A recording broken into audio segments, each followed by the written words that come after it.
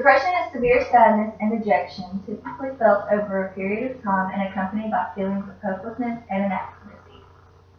Many people have suffered from depression at some point in their lives.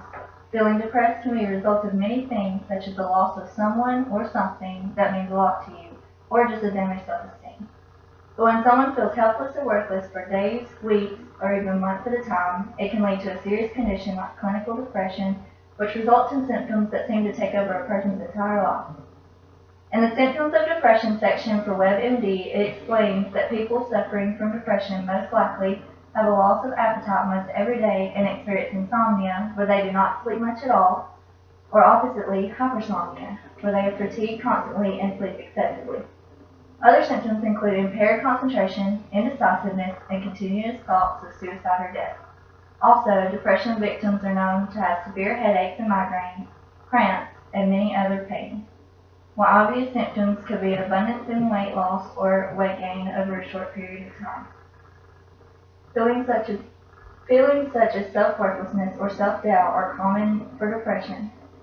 C.C. Cowan discusses purpose in a health article titled How to Combat Depression or Feelings of Self-Doubt, and states you feel worthless and unimportant or unneeded.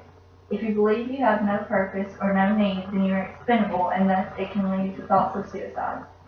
You think you are unnecessary and that unnecessary things should not exist. The best thing to do when someone gets to this point is to find a purpose.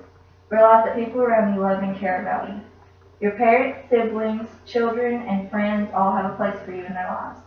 Also, if you're employed, then your purpose is your job as an associate. Everyone has a place and a reason to be exactly where they are.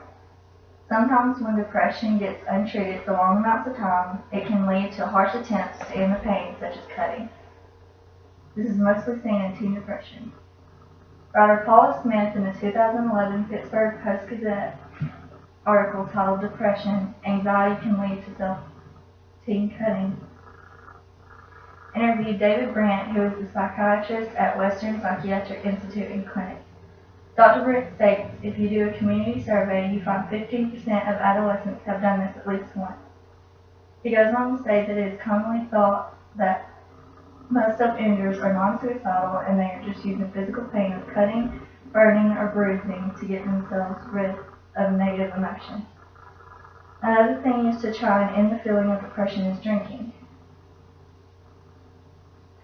The Does Depression Lead to Alcohol Abuse section of WebMD informs that nearly 1/3 of people with major depression also have an alcohol problem.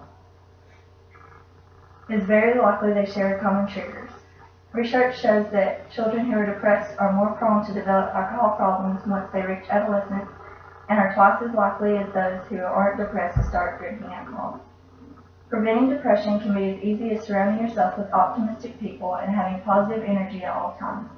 Get a hobby that gets your mind off of everything negative and don't constantly think about the past. Take time out of your day for fun and relaxation. Set your mind on a goal and work every day to accomplish it.